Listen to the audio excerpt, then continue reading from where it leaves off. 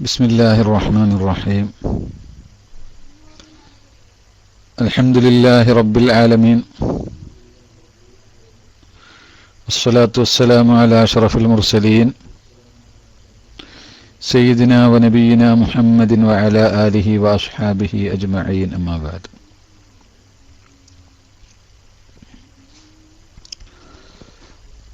ബഹുമാനമുള്ള സഹോദരന്മാരെ, സുഹൃത്തുക്കളെ, ഇനി നമ്മുടെ തഫ്സീർ ക്ലാസ് ആരംഭിക്കുകയാണ്. വാസ്തവത്തിൽ നാട്ടിൽ നിന്നുള്ള ലൈവ് കഴിഞ്ഞിട്ടില്ലെന്നായിരുന്നു എൻ്റെ ചിന്ത. ഇടയ്ക്ക് വെച്ച് മുറിഞ്ഞു പോയതാണ്. വീണ്ടും വരും എന്ന് കാത്തിരിക്കുകയായിരുന്നു ഞാൻ. ഇപ്പോൾ ഏതായിരുന്നാലും അൽഹംദുലില്ലാ, അല്ലാഹു സുബ്ഹാനഹു വ തആല ഈ പല വഴിയിലൂടെ ഇന്ന് പഠിക്കാൻ പല വഴികൾ അല്ലാഹു തുറന്നു തന്നു. ഇതെല്ലാം നമുക്ക് ആഖിറത്തിലേക്ക് ഉപകരിക്കുന്ന വിധത്തിലുള്ള പഠനമായി അല്ലാഹു നമ്മിൽ നിന്ന് സ്വീകരിക്കുമാറാവട്ടെ. സമയം വൈകിയതുകൊണ്ട് നമുക്ക് നേരെ ക്ലാസ്സിലേക്ക് പ്രവേശിക്കാം. ബിസ്മില്ലാഹിർ റഹ്മാനിർ റഹീം എന്നതുമായി ബന്ധപ്പെട്ട കുറേയൊക്കെ കാര്യങ്ങൾ നമ്മൾ പറഞ്ഞു. ഇനിയും ചിലതൊക്കെ പറയാനുണ്ടെങ്കിലും അതൊക്കെ അടുത്ത ആയത്തുകളുടെ കൂടെ വിശദീകരിക്കലും ആയിരിക്കും കുറെ കൂടെ നന്നാവുക. തൽക്കാലം ബിസ്മിയുമായി ബന്ധപ്പെട്ട ക്ലാസ് അവിടെ നിർത്താം. അതുമായി പറയാൻ ബാക്കിയുള്ള കാര്യങ്ങൾ മറ്റ് ആയത്തുകളുമായി ബന്ധപ്പെടുത്തിക്കൊണ്ട് പറയുമ്പോൾ ഇൻഷാ അല്ലാഹ് വരുമ്പോൾ നമുക്ക് പറയുകയും ചെയ്യാം. അല്ലാഹു തൗഫീഖ് ചെയ്യുമാറാവട്ടെ. ഇന്ന് ചെറിയ ഒരു ക്ലാസ് ആണ് ഉദ്ദേശിക്കുന്നത്. ഇനി രണ്ടാമത്തെ ആയത്തായ അൽഹംദുലില്ലാഹി റബ്ബിൽ ആലമീൻ എന്ന ആയത്തിലേക്കാണ് നമ്മൾ പ്രവേശിക്കുന്നത്. ഫാത്തിഹയുടെ രണ്ടാമത്തെ ആയത്താണ് അൽഹംദുലില്ലാഹി റബ്ബിൽ ആലമീൻ. അല്ലാഹു സുബ്ഹാനഹു വ തആല അവന്റെ വിശുദ്ധ ഗ്രന്ഥത്തെ തുടങ്ങുകയാണ്. ബിസ്മില്ലാഹിർ റഹ്മാനിർ റഹീം എന്നത് വിശുദ്ധ ഖുർആനിന്റെ പൊതുവായ ഒരു തുടക്കമാണ്. കാരണം എല്ലാ സൂറത്തുകളുടെയും തുടക്കമാണ്. മുസ്ലിമിന്റെ മൊത്തം വിഷയങ്ങളുടെ തുടക്കമാണ് ബിസ്മി. അപ്പോ അത് അതിന്റെ പൊതുവായ ഒരു തുടക്കമാണ്. എന്നാൽ ഇനി ഔദ്യോഗികമായി ഔപചാരികമായി അല്ലാഹു സുബ്ഹാനഹു വ തആല വിശുദ്ധ ഖുർആനിനെ തുടങ്ങുന്നത് അൽഹംദുലില്ലാഹി റബ്ബിൽ ആലമീൻ എന്ന് പറഞ്ഞുകൊണ്ടാണ്. അൽഹംദുലില്ലാഹി റബ്ബിൽ ആലമീൻ എന്ന് പറയുമ്പോൾ നിങ്ങളൊന്ന് ആലോചിച്ച് നോക്കുക, എന്തൊരു രസകരമായ തുടക്കമാണത്. അൽഹംദുലില്ലാ എന്ന ആ വാക്ക് ഒരു മനുഷ്യന്റെ എല്ലാവിധ സന്തോഷത്തെയും പ്രകടിപ്പിക്കാനുള്ള ഒരു വാക്കാണല്ലോ. അവന്റെ ആത്മീയമായ സംതൃപ്തി, മാനസികമായ സംതൃപ്തി, ഇതെല്ലാം രേഖപ്പെടുത്തുന്ന ഒരു പദമാണ് അൽഹംദുലില്ലാ. ഒരു വിഷമല്ല, ഒരു ദുഃഖമില്ല. യഥാർത്ഥ അർത്ഥത്തിൽ അൽഹംദുലില്ലാ എന്നൊരാൾ പറഞ്ഞാൽ എല്ലാം സുഭിക്ഷമാണ്, എല്ലാം സന്തോഷകരമാണ്, എല്ലാം ആനന്ദകരമാണ്. അള്ളാഹു അവന്റെ ആ വിശുദ്ധ ഗ്രന്ഥത്തെ തുടങ്ങിയത് നിങ്ങളൊന്ന് ആലോചിച്ച് നോക്ക്. എന്തൊരു രസകരമായ, ആനന്ദകരമായ, മനസ്സിന് കുളിർമ നൽകുന്ന ആ ഒരു പദം കൊണ്ട് അൽഹംദുലില്ലാ. ഒരാളോട് നമ്മൾ എന്താ നിങ്ങളെ വിവരം എന്ന് വെച്ചാൽ എത്ര വിഷമമുണ്ടെങ്കിലും ആദ്യം നമ്മൾ പറയാം അൽഹംദുലില്ലാ. ആ ഉള്ള സന്തോഷം രേഖപ്പെടുത്തുക. അപ്പൊ സന്തോഷം രേഖപ്പെടുത്തുന്ന ഒരു പദം കൊണ്ട് ആണ് അല്ലാഹു സുബ്ഹാനഹു വ തആല വിശുദ്ധ ഖുർആനിന്റെ ഔദ്യോഗികമായ തുടക്കം നിർവഹിക്കുന്നത്. അത് വലിയൊരു പാഠമാണ് നമുക്ക്.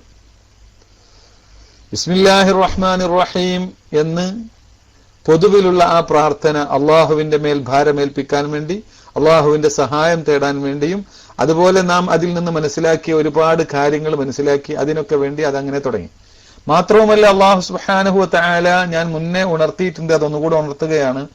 ആദ്യമായി മനുഷ്യനെ സൃഷ്ടിച്ച് മനുഷ്യനെ അള്ളാഹുവിന്റെ ഭൂമിയിലെ ഖലീഫയാക്കാൻ ഉദ്ദേശിച്ച ആ വിഷയങ്ങളൊക്കെ നടക്കുന്ന സമയത്ത് മലക്കുകൾക്ക് ഈ മനുഷ്യൻ അള്ളാഹുവിന്റെ ഭൂമിയിലെ ഖലീഫയാവാൻ യോഗ്യനാണെന്ന് കാണിച്ചു കൊടുത്തത് അല്ലമ ആദമൽ അസ്മാഅ കുല്ലഹ, എല്ലാ അസ്മാവും പഠിപ്പിച്ചു കൊടുത്തുകൊണ്ടാണ്. ആ അസ്മാവ് എന്ന് പറഞ്ഞാൽ വസ്തുക്കളുടെ നാമങ്ങളൊക്കെ അതിലുണ്ട്, അതിന്റെ പുറമെ അള്ളാഹുവിന്റെ നാമങ്ങൾ. കാരണം ഈ ലോകത്ത് നടക്കുന്ന സകല വിഷയങ്ങളും അള്ളാഹുവിന്റെ നാമങ്ങളുടെ പ്രതിഫലനങ്ങളാണ്, ആധാറുകളാണ്. റിസ്ക് കിട്ടുന്നത് റാസിഖിന്റെ ആധാറാണ്. ഈ ലോകത്തിനെ അള്ളാഹു നിയന്ത്രിക്കുന്നു, അത് റബ്ബുൽ ആലമീനിന്റെ അസറാണ്. കരുണ ലഭിക്കുന്നു, അത് റഹ്മാനിന്റെ അസറാണ്. അപ്പൊ ഭൂമിയിലെ അള്ളാഹുവിന്റെ ഖലീഫ, പ്രതിനിധിയായി വരുന്ന മനുഷ്യൻ ഈ അസ്മാകളും അതിന്റെ പ്രയോഗങ്ങളും അറിഞ്ഞിരിക്കണം. അതാണ് അല്ലമ എന്ന് പറഞ്ഞത്. അത് പൂർണ്ണ അർത്ഥത്തിൽ അറിയാൻ മനുഷ്യനെ കഴിയൂ. അത് മലക്കുകൾക്ക് ചില പ്രത്യേക കാരണങ്ങളാൽ എല്ലാ അർത്ഥത്തിലും സാധ്യമല്ല. അതുകൊണ്ടാണ് മലക്കുകൾക്ക് ആദം നബിയോട് പറഞ്ഞത് അംബിഉഹും ബി അസ്മാഇഹിം, ആ പേരൊന്നങ്ങ് പറഞ്ഞു കൊടുത്തോളൂ എന്നാ പറഞ്ഞത്. ആദം നബിക്ക് അല്ലാഹു അംബ അല്ല അല്ലമാണ്, പഠിപ്പിച്ചു കൊടുക്കാണ്. പഠിപ്പിച്ചു കൊടുക്കുക എന്ന് പറയുമ്പോൾ ആ നാമവും അതിന്റെ ഉള്ളും പുറവും അതിന്റെ പ്രയോഗവും അതിന്റെ അസറുകളും അതിന്റെ തസ്രീഫാത്തുകളും തസറുഫാത്തുകളും ഒക്കെ പഠിപ്പിച്ചു കൊടുക്കുകയാണ്. അതാണ് യഥാർത്ഥത്തിൽ ഖിലാഫത്തിന്റെ അടിസ്ഥാനം. അള്ളാഹുവിന്റെ ഖുലഫ ആയ അംബിയാ ഔലിയായിന് അതിന്റെ അസർ നിലനിൽക്കും. ഖലീഫ എന്ന് പറഞ്ഞാൽ ഭൂമിയുള്ളവരൊക്കെ അള്ളാഹിന്റെ ഖലീഫയാണെന്നല്ല, അത് പൂർണ്ണ അർത്ഥത്തിലുള്ള ഖലീഫ അംബിയാക്കളാണ്, അവരോട് താബിയായിട്ട് മറ്റുള്ളവരുണ്ടാവും.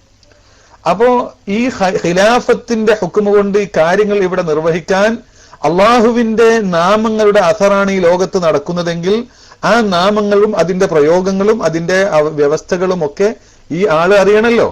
അതാണ്ട് പഠിപ്പിച്ചു കൊടുത്തു. ആ മലക്കുകളെ സംബന്ധിച്ചിടത്തോളം എന്തൊരു കാര്യം പഠിക്കണമെങ്കിലും ആ പഠിക്കപ്പെടുന്ന വസ്തുവിനെ ഉൾക്കൊള്ളാനുള്ള പ്രകൃതി മനുഷ്യനിലുണ്ടാവണം. അതിനനുസരിച്ച് ഇൽമ കയറുള്ളൂ.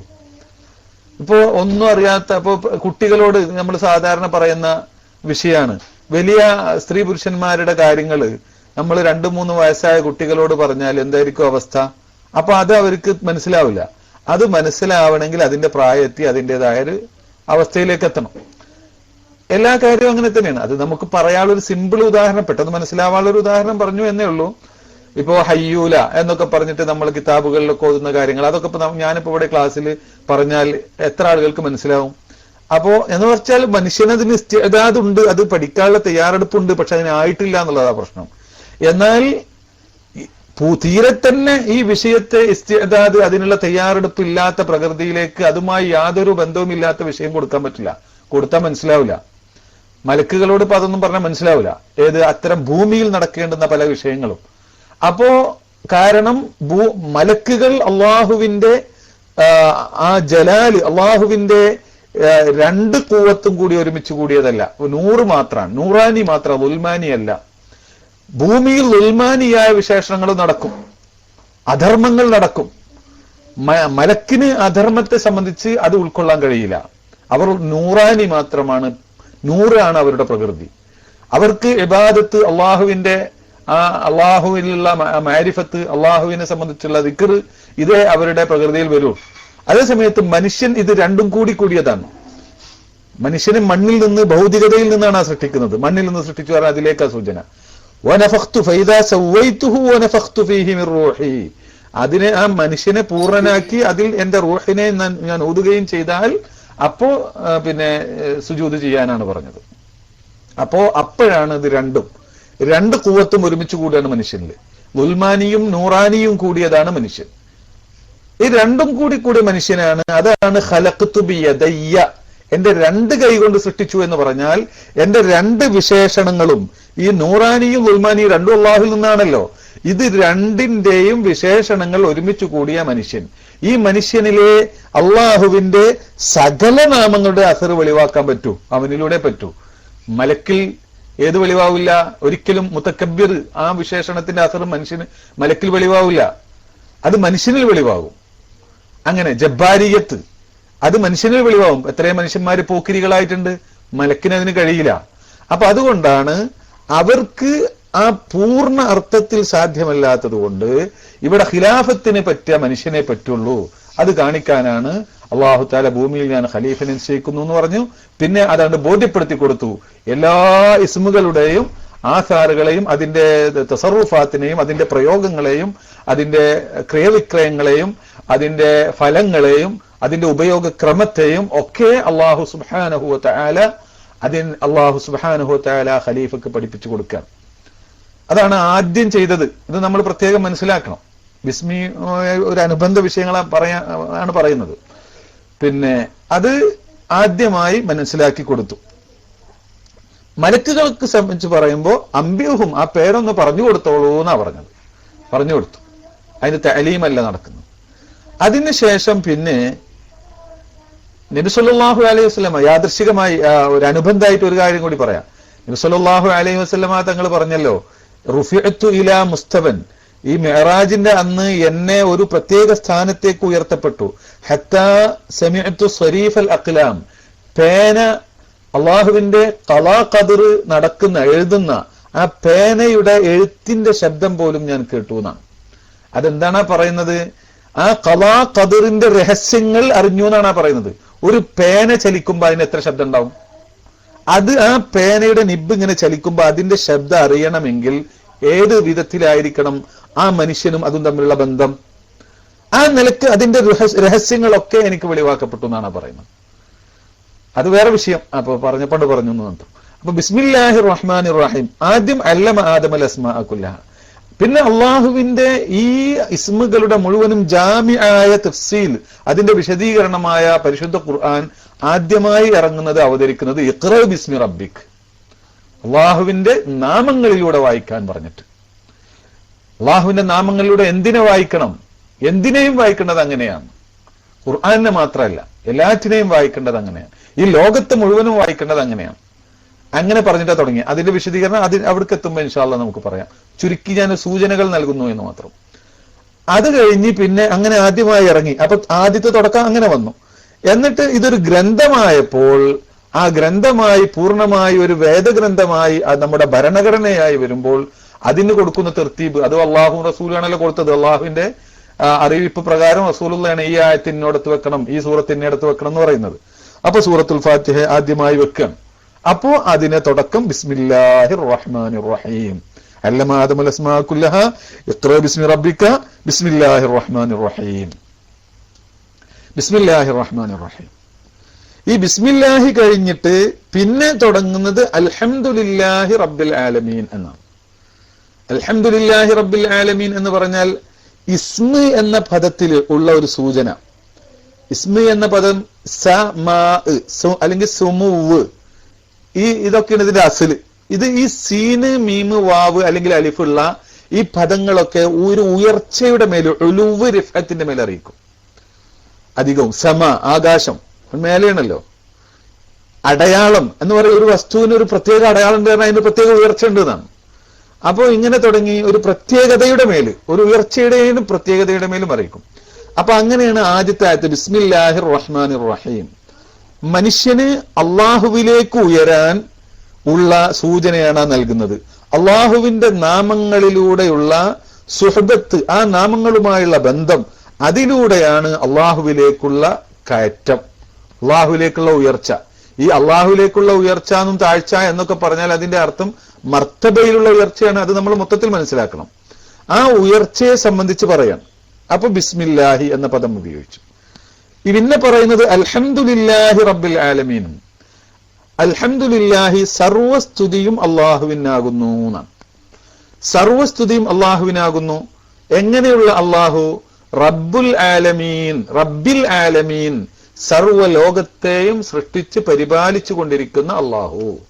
സർവലോകത്തെയും ആലമുകളെ മുഴുവനും സൃഷ്ടിച്ച് പരിപാലിച്ചു കൊണ്ടിരിക്കുന്ന അള്ളാഹുവിനാകുന്നു സർവസ്തുതിയും. കണ്ടോ? അപ്പോ ഇവിടെ ഈ വഴികളൊക്കെ അള്ളാഹു സൃഷ്ടികളും തമ്മിലുള്ള ബന്ധം ഒന്നുകിൽ ഉറൂജ് അല്ലെങ്കിൽ നുസൂലാണ്. ഒന്നുകിൽ ഉറൂജ് അല്ലെങ്കിൽ നുസൂല്. ഒന്നുകിൽ മനുഷ്യൻ അവന്റെ ഈ ഭൗതികതയിൽ നിന്നും ഈ ഉൽമാനീയത്തിൽ നിന്നും ഒക്കെ ഉയർന്ന് ആ ആലമുൽ നൂറിലേക്ക്, ആലമുൽ അംറിലേക്ക്, അള്ളാഹുവിന്റെ ആ മഹത്തായ ഉന്നത സവിധത്തിലേക്ക്, ആ മഹത്വമേറിയ ആ മറാത്തിബുകളിലേക്ക് ഉയർന്ന് പൊങ്ങിപ്പോവലാണ്. അതാണ് ഒന്ന്. രണ്ടാമത് അള്ളയും മനുഷ്യനും ഖാലിക്കും മഖ്ലൂക്കും തമ്മിലുള്ള ബന്ധം, സൃഷ്ടാവും സൃഷ്ടികളും തമ്മിലുള്ള ബന്ധം അള്ളാഹുവിൽ നിന്ന് ഇങ്ങോട്ട് അവന്റെ ഔദാര്യങ്ങളും അവന്റെ അനുഗ്രഹങ്ങളും അവന്റെ ഭാഗത്തുനിന്നുള്ള ഫുയൂലുകള്, അനുഗ്രഹങ്ങള് നമുക്ക് ഇങ്ങനെ ഇങ്ങോട്ട് കിട്ടുക. ഈ രണ്ട് ബന്ധമാണ് ഉള്ളത് മനുഷ്യനും സൃഷ്ടാവും തമ്മിലുള്ളത്. ഈ ഒന്നാമത്തെ വിഷയങ്ങൾ പറയുമ്പോൾ ഉറൂജിന്റെ മേൽ അറിയിക്കുന്ന കാര്യങ്ങളാ പറയാ. ഇവിടുന്ന് ശുദ്ധിയായി മേൽപോട്ട് ഉയരുക, അതിലേക്കാ സൂചിപ്പിക്കുക. രണ്ടാമത്തെ വിഷയങ്ങൾ പറയുമ്പോൾ അവിടുന്ന് ഇങ്ങോട്ട് ഇറങ്ങി വരലാണ്. കാരണം അള്ളാഹ്ക്ക് ഇനി ഒരു ഉയർച്ചയില്ലല്ലോ. അള്ളാഹു ഉയർച്ചയുടെ അത്യുന്നത സോപാനത്തിലാണ് അള്ളാഹു ഉള്ളത്. ഇനി അതിന്റെ അപ്പുറമല്ല. പിന്നെ അള്ളാഹു മനുഷ്യനും തമ്മിലുള്ള കാര്യങ്ങളെ പറ്റി പറയുമ്പോൾ അള്ളാഹു അല്ലാത്തൊക്കെ മഖ്ലൂക്കാണ്, അവരുടെ ദറജ താഴെയാണ്. അപ്പൊ അവരിലേക്ക് അള്ളാഹു ഇങ്ങോട്ട് ആകുന്നതിനെ സംബന്ധിച്ച് പറയുമ്പോൾ ഇൻസാലാണ്. അപ്പൊ ഖുർആൻ ഇറക്കുന്നതിനെ സംബന്ധിച്ച് പറയുമ്പോൾ ഇന്നാ അൻസൽനാഹു നസല ബിഹിർ റൂഹുൽ അമീൻ. ഇത് പറയുന്നിടത്താണ് അൽഹംദു പ്രയോഗിച്ച് കാണുന്നത്. സുബ്ഹാനല്ലദി അസ്റ, അത് ഉറൂജാണ്. ഞാൻ പറയുന്ന കാര്യങ്ങൾ ഗൗരവം കൂടുന്നുണ്ടെങ്കിൽ ഒന്ന് ഉണർത്തണം കേട്ടോ. ഞാൻ കുറെ ആളുകള് കുറെ അത്തരം കാര്യങ്ങൾ ശ്രദ്ധിക്കാൻ താല്പര്യമുള്ളവരുണ്ട് എന്ന് മനസ്സിലാക്കിയിട്ടാണ് ഇത്തരം വിഷയങ്ങളിലേക്ക് കടക്കുന്നത്.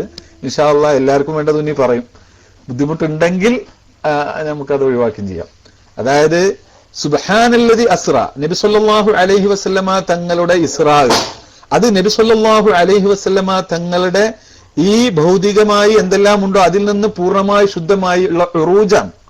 അള്ളാഹുവിന്റെ ആ ഉന്നതമായ സ്ഥാനത്തേക്ക്, അള്ളാഹു നിശ്ചയിച്ച ആ ഉന്നതമായ സ്ഥാനത്തേക്കുള്ള ഉറൂജാണ്. അവിടെ കണ്ടോ സുമൂവിന്റെ മേൽ അറിയിച്ചതുപോലെ സുബ്ഹാന കൊണ്ട് തുടങ്ങി. അതേ സമയത്ത് തൊട്ടടുത്ത സൂറത്ത് പറയുന്നത് അൽഹംദുലില്ലാഹില്ലദി അൻസലൻ, അള്ളാഹു ഇങ്ങോട്ട് അവന്റെ ഫുയൂദുകൾ നൽകലാണ്. ഖുർആൻ ഇറക്കിയും കൊണ്ടും മറ്റുമൊക്കെയുള്ള ആ ഫുയൂദിനെ സംബന്ധിച്ച് അവിടെ പറഞ്ഞു അൽഹംദുലില്ലാ എന്ന്. അപ്പൊ ഇവിടെ സൂറത്തുൽ ഫാത്തിഹയിലും അള്ളാഹുവിന്റെ നാമങ്ങളുമായുള്ള സുഹബത്തിലൂടെ നിങ്ങൾക്ക് അള്ളാഹുവിലേക്ക് ഉയരാൻ, അള്ളാഹുവിലേക്ക് ഉയരും തോറും അള്ളാഹുവിൽ നിന്നുള്ള ഫുയൂദുകൾ, അള്ളാഹുവിൽ നിന്നുള്ള റഹമാത്തുകൾ, നഫഹാത്തുകൾ നിങ്ങളിലേക്ക് ഇങ്ങനെ വർഷിച്ചു കൊണ്ടിരിക്കും. അൽഹംദുലില്ലാ ആണ് കണ്ടത്. അൽഹംദുലില്ലാ, ബിസ്മില്ലാഹിർ റഹ്മാനിർ റഹീം. ആ അസ്മാവുമായുള്ള തഅല്ലുഖ്, അതുമായുള്ള സുഹബത്ത്, അതനുസരിച്ചുള്ള ജീവിതം, അതിന്റെ മുക്തള, അതിന്റെ തേട്ടം അനുസരിച്ചുള്ള പ്രവർത്തനം, അതിനൊക്കെ അതാണ് കാരണം, അതിന്റെ സബബ് അതാണ്. അതിലൂടെ നിങ്ങൾക്ക് അള്ളാഹു നിങ്ങൾക്ക് നിശ്ചയിച്ചിട്ടുള്ള ഉന്നതമായ ഔന്നത്യത്തിലേക്ക് നിങ്ങൾക്ക് ഉയരാം. അതോടൊപ്പം അൽഹംദുലില്ലാ, അങ്ങനെ നിങ്ങൾ ഉയരാൻ ശ്രമിക്കുന്നതിനനുസരിച്ച് അള്ളാഹുവിൽ നിന്നുള്ള ഫുയൂദുകൾ നിങ്ങൾക്ക് ലഭിച്ചുകൊണ്ടിരിക്കുകയും ചെയ്യും എന്നൊരു സൂചന അതിലുണ്ട്. അതുകൊണ്ടാണ് ബിസ്മില്ലാഹിർ റഹ്മാനിർ റഹീം പിന്നെ അൽഹംദുലില്ലാഹി റബ്ബിൽ ആലമീൻ എന്ന് പറയും. അൽഹംദുലില്ലാഹി റബ്ബിൽ ആലമീൻ എന്ന് പറഞ്ഞാൽ അൽഹംദു എന്ന് പറഞ്ഞാൽ സർവസ്തുതിയെന്നാണ്. ഞാൻ ആദ്യം തന്നെ പറഞ്ഞു, ഈ വിശുദ്ധ ഖുർആനിന്റെ ഔപചാരികമായ തുടക്കം അൽഹംദു എന്ന് പറഞ്ഞുകൊണ്ട് തുടങ്ങിയപ്പോൾ അത് വല്ലാത്തൊരു അത്ഭുതവും വലിയ ഒരു ആനന്ദവും നൽകുന്ന തുടക്കമായി. ഒരു വിഷയം, ഒരു ഗ്രന്ഥമാവട്ടെ, ഒരു പ്രസംഗമാവട്ടെ, എന്ത് തന്നെയാണെങ്കിലും ശരി, ആ ഒരു ലേഖനമാവട്ടെ, അതിന്റെ തുടക്കം നന്നാവണല്ലോ. മാത്രമല്ല ഈ തുടക്കം, ഒരു ഗ്രന്ഥം തുടങ്ങുമ്പോൾ അതിന്റെ ആമുഖത്തിൽ തന്നെ താൻ ഈ ഗ്രന്ഥത്തിൽ പറയാൻ പോകുന്ന വിഷയങ്ങളിലേക്ക് പൊതുവിൽ ഒരു സൂചന നൽകി തുടങ്ങാൻ കഴിയുക എന്ന് പറഞ്ഞാൽ അത് വലിയ ആ ആളുടെ, ഈ പ്രാസംഗികന്റെ അല്ലെങ്കിൽ ഈ എഴുത്തുകാരന്റെ സാഹിത്യ നൈപുണ്യത്തിന്റെ മേൽ, നിപുണതയുടെ മേൽ അറിയിക്കും. ഇപ്പൊ ഖത്തീബ് സാധാരണ ഖുതുബ തുടങ്ങുമ്പോ ആ വിഷയത്തോട് ബന്ധപ്പെട്ട അൽഹംദുലില്ലാഹില്ലദീ ജഅലൽ ബൈത്തൽ അതീഖ ഖിയാമൻ ലിന്നാസി വമസാബതൻ വഅംനാ എന്ന് പറഞ്ഞിട്ടാ തുടങ്ങുന്നെങ്കിൽ നമുക്ക് മനസ്സിലാക്കുക ഹജ്ജിനെ സംബന്ധിച്ചാണ് പറയാൻ പോകുന്നത്, ബൈത്തുൽ അതീഖിനെ സംബന്ധിച്ചൊക്കെയാണ് പറയാൻ പോകുന്നത്. അപ്പൊ ഇങ്ങനെ താൻ തന്റെ ഖുതുബ തുടങ്ങുമ്പോൾ തന്നെ അതിന്റെ ആമുഖത്തിൽ അൽഹംദുവിൽ തന്നെ ആ ഹംദു സലാത്തൊക്കെ പറയുമ്പോൾ തന്നെ എന്താണ് നമുക്ക് മനസ്സിലാകുന്നത്? ആ താൻ പറയാൻ പോകുന്ന വിഷയങ്ങളിലേക്ക് സൂചിപ്പിക്കുന്ന പദങ്ങൾ നൽകി ഇതിനെ എത്രത്തോളം സമ്പുഷ്ടമാക്കാൻ കഴിയുന്നുവോ അത് ഇത് പറയുന്ന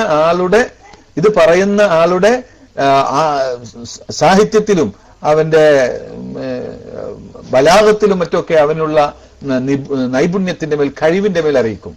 എന്നാൽ സാധാരണ ഒരു പ്രസംഗം അല്ലല്ലോ ഇത്, സാധാരണ ഒരു എഴുത്തല്ലല്ലോ ഇത്. അള്ളാഹുവിന്റെ വിശുദ്ധ കലാമ്, വിശുദ്ധമായ ഖുർആൻ എല്ലാ ഇൽമിന്റെയും സമാഹാരമാണല്ലോ. അതിലില്ലാത്ത ഒരു ഇൽമും ഇല്ലല്ലോ. ആ ഇൽമിന്റെ, ആ ഫീഹി ഇൽമുൽ അവ്വലീന വൽ ആഖിരീൻ എന്ന് പറഞ്ഞ ആ വിശുദ്ധ ഖുർആനിന്റെ ആമുഖം, അതിന്റെ തുടക്കം എങ്ങനെയാവണം, അത് ഏത് വിധത്തിലാവണം, അത് ഈ വിഷയത്തിലേക്കൊക്കെ സൂചിപ്പിക്കുന്ന വിധത്തിലാവണം. അപ്പോഴാണ് അതിന്റെ പൂർണ്ണത. എന്നാൽ വിശുദ്ധ ഖുർആനിന്റെ പൊതുവിലുള്ള ആമുഖം സൂറത്തുൽ ഫാത്തിഹയാണ് മൊത്തത്തിലുള്ള ആമുഖം. അതിൽ ഇതെല്ലാം ഉണ്ട് എന്ന് എല്ലാവരും പറയും. എന്നാൽ അതിനേക്കാൾ അത്ഭുതകരമായി നമുക്ക് അനുഭവപ്പെടുന്നത് ഈ അൽഹംദുലില്ലാഹി റബ്ബിൽ ആലമീൻ എന്ന് പറയുന്നതിനെ തന്നെ വേണ്ട വിധത്തിൽ ഒന്ന് വിശകലനം ചെയ്താൽ ഒരു അത്ഭുതകരമായ തുടക്കമായി ഇത് എന്ന് നമുക്ക് മനസ്സിലാക്കാൻ കഴിയും. ഒന്ന്, ആദ്യമായി പറയുന്നത് അൽഹംദുലില്ലാഹി റബ്ബിൽ ആലമീൻ. ഞാൻ പറഞ്ഞു ഇത് ഒരു സന്തോഷത്തിന്റെയും ആത്മസംതൃപ്തിയുടെ മേലും അറിയിക്കുന്ന ഒരു പ്രയോഗമാണ് എന്ന്. അതിലൂടെ അള്ളാഹു എന്താണ് നൽകുന്നത്? അള്ളാഹുവിന്റെ നാമങ്ങളെ കൊണ്ട് തുടങ്ങാൻ നമുക്ക് പഠിപ്പിച്ചു തന്നു. അവിടെ തന്നെ പറഞ്ഞു അവൻ റഹ്മാനും റഹീമാണ്. നീ എത്ര മോശക്കാരനായാലും ഇജ്ജ് ബേജാറാവണ്ട, നീ ബേജാറാവണ്ട, വിഷമിക്കണ്ട, നീ മടിക്കണ്ട. അവൻ കാരുണ്യവാനാണ്, അവൻ റഹ്മാനും റഹീമുമാണ്. അവന്റെ കവാടത്തിലേക്ക് നീ വാ, ഇങ്ങോട്ട് അവന്റെ ആ സവിധത്തിലേക്ക് നീ വാ എന്ന് പറഞ്ഞ് അവനെ വിളിക്കുകയാണ്. നീ അവന്റെ നാമങ്ങളെ കൊണ്ട് സഹായം അഭ്യർത്ഥിക്കുവാനും അവന്റെ ആ അസ്മാവുമായുള്ള ബന്ധപ്പെട്ടുകൊണ്ടുള്ള ജീവിതത്തെ തുടങ്ങുവാനും നീ മടിക്കണ്ട എന്ന് അവിടെ തന്നെ റഹ്മാൻ റഹീം ഒക്കെ കൂട്ടി സൂചിപ്പിച്ചു. എന്നിട്ട് പിന്നെ പറയാണ് അൽഹംദുലില്ലാഹി റബ്ബിൽ ആലമീൻ എന്നതിലെ സൂചന, ഒരു മനുഷ്യൻ അവൻ ഏത് രൂപത്തിൽ നടന്നവനാണെങ്കിലും ശരി, ഈ വിശുദ്ധ ഖുർആൻ, ഈ പറയാൻ പോകുന്ന ഈ വിശുദ്ധ ഖുർആനിന്റെ ജീവിതം തുടങ്ങാൻ അവൻ തീരുമാനിച്ചു കഴിഞ്ഞാൽ, ഈ വിശുദ്ധ ഖുർആനിന്റെയുമായി ബന്ധപ്പെട്ട ജീവിതത്തിലേക്ക് അവൻ കാലെടുത്ത് വെച്ച് കഴിഞ്ഞാൽ പിന്നെ അവന് ദുഃഖിക്കാനൊന്നും ഈ ലോകത്തില്ല.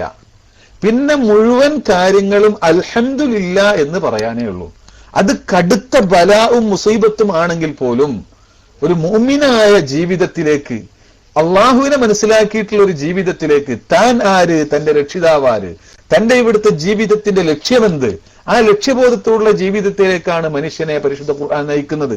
അതിങ്ങോട്ട് ബോധ്യപ്പെടുന്നതോടുകൂടെ അൽഹംദുലില്ലയുടെ ജീവിതത്തിലേക്ക് ഇവൻ കടന്നു. പിന്നെ അവന് ദുഃഖിക്കാൻ ഒന്നുമില്ല. ആണോ? എന്ത് തന്നെ സംഭവിച്ചാലും ശരി, എന്ത് ബുദ്ധിമുട്ട് സംഭവിച്ചാലും ശരി, അതെല്ലാം അവന് ദുഃഖിക്കാനല്ല, എല്ലാം സന്തോഷത്തിനാണ്. യഥാർത്ഥത്തിൽ മനസ്സിലാക്കിയാൽ അത് നമുക്ക് കാര്യങ്ങളെ മനസ്സിലാക്കിയാൽ അത് നമുക്ക് മനസ്സിലാവുകയും ചെയ്യും. നബി സല്ലല്ലാഹു അലൈഹി വസല്ലം തങ്ങൾ ആ വിഷയത്തിലേക്ക് സൂചിപ്പിച്ചു. അജബൻ ലി അംരിൽ മുഅ്മിനി, ഇമാം മുസ്ലിം റിപ്പോർട്ട് ചെയ്ത ഹദീസിൽ കാണാം, അജബൻ ലി അംരിൽ മുഅ്മിനി, മുഅ്മിനിന്റെ കാര്യം വലിയ അത്ഭുതമാണ്. ഇന്ന അംറഹു കുല്ലഹു ഖൈറുൻ, അവന്റെ കാര്യങ്ങൾ മുഴുവനും അവന് ഖൈറാ. വലൈസ ദാലിക ലി അഹദിൻ ഇല്ലാ ലിൽ മുഅ്മിനി, ഇത് മുഅ്മിന് മാത്രമുള്ളൊരു പ്രത്യേകതയാണ്, വേറെ ആർക്കും അതില്ല. എന്തുണ്ടായാലും ഖൈറാകുക എന്നുള്ളത് അത് മുഅ്മിനിന് മാത്രമേ ഉള്ളൂ, വേറെ ആർക്കും അതില്ല. എന്താണത്? ഇൻ അസാബത്തുഹു സറാഉ ശക്കറ, അവന് ഒരു സന്തോഷം നേരിട്ടാൽ, അനുഭവിച്ചാൽ അതിനവൻ നന്ദി രേഖപ്പെടുത്തും. ഫകാന ഖൈറൻ ലഹു, അതവന് ഖൈറാകും. വഇൻ അസാബത്തുഹു ലറാഉ, അവന് ബുദ്ധിമുട്ടെത്തിയാലോ, മുഅ്മിനൊരു ബുദ്ധിമുട്ടെത്തിയാൽ സബറ, അവൻ ക്ഷമിക്കും. ഫകാന ഖൈറൻ ലഹു, അത് ഖൈറാവും. മുഅ്മിൻ അങ്ങനെയാണ് ആവേണ്ടത്. കാരണം മുഅ്മിന് മനസ്സിലാക്കുന്നത് ഈ ലോകം, ഈ ഭൗതിക ജീവിതം അത് ആഖിറത്തിലേക്കുള്ള ഒരു യാത്ര മാത്രമാകുന്നു.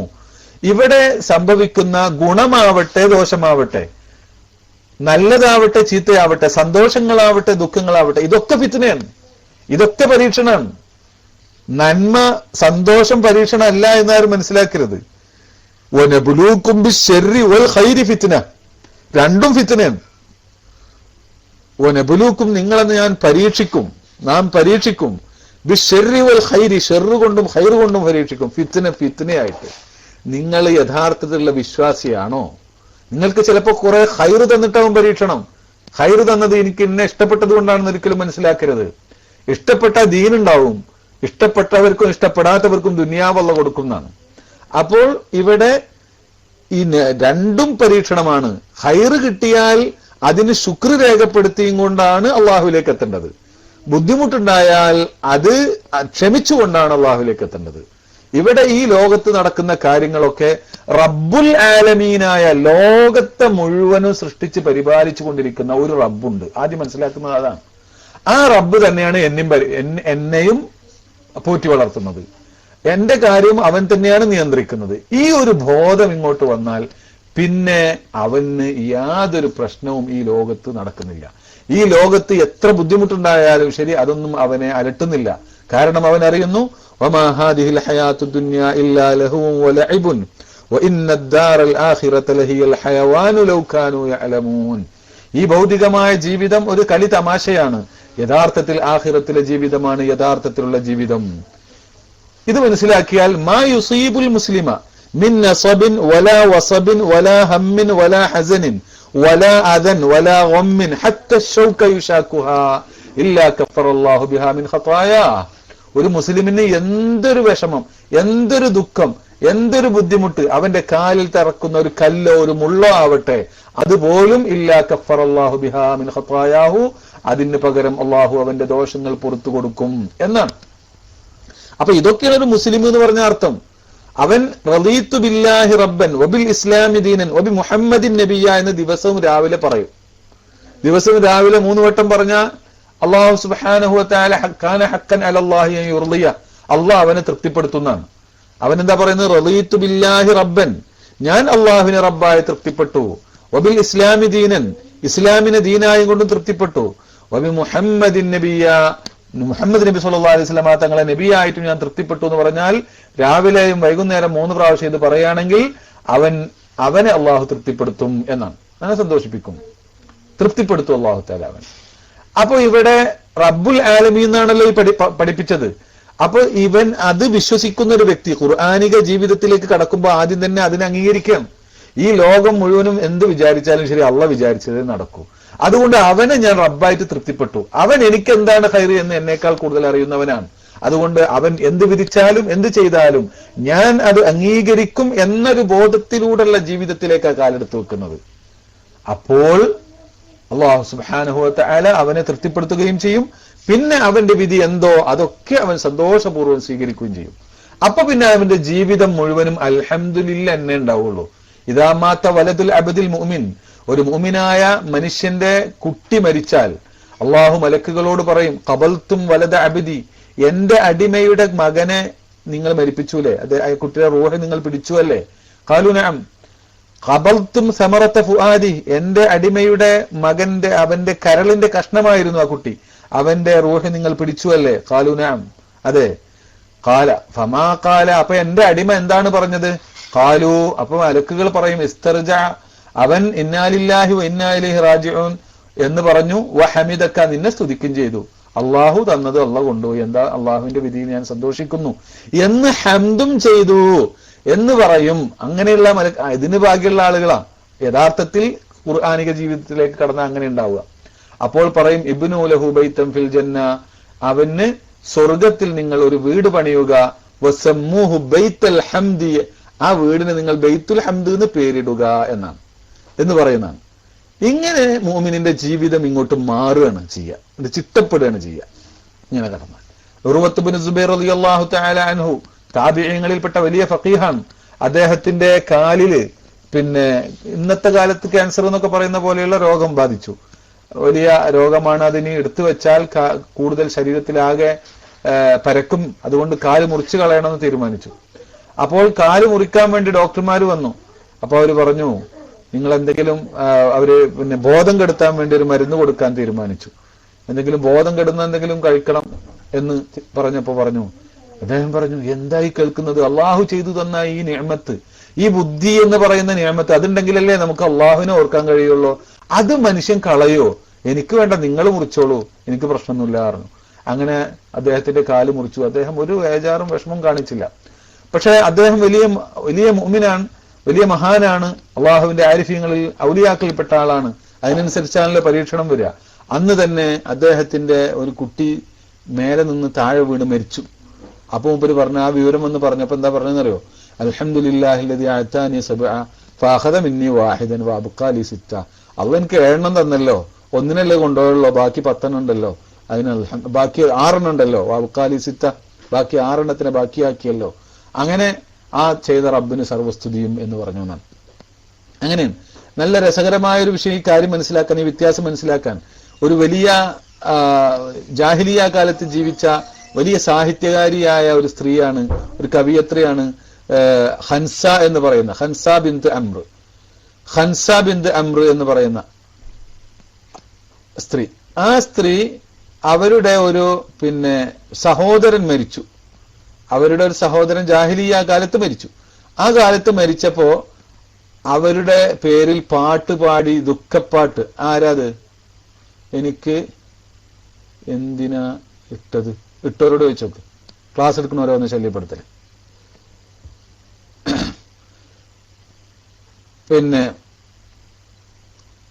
എന്താ പറഞ്ഞത്?